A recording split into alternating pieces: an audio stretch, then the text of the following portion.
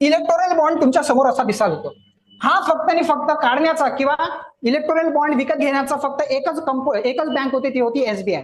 SBI electoral bond घेऊ शकत होती किंवा वितरित करू शकत होती. जर मला काय करायचंय, मला खूपच असं मन उदार झालाय आणि मग त्याच्यानंतर एखाद्या पार्टीला ना मी काय पैसे देण्याचे इच्छुक होतोय, तर काय करायचं, मी एसबीआयच्या ब्रांचमध्ये जायचं, म्हणायचं मला इलेक्टोरल बॉन्ड पाहिजे. किती पाहिजे, 1000 पासून 1 कोटी पर्यंतचा. तर मग काय, मी तिथे पैसे भरणार.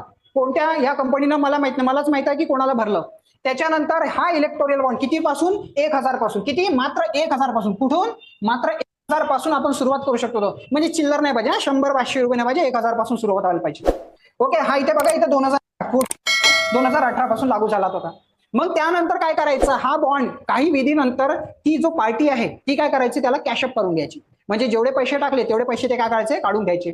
मग नेता लोकांना पैसे कुठे लागतात, पैसे कुठे लागतात म्हणजे कुठे वापर करतात, निवडणूक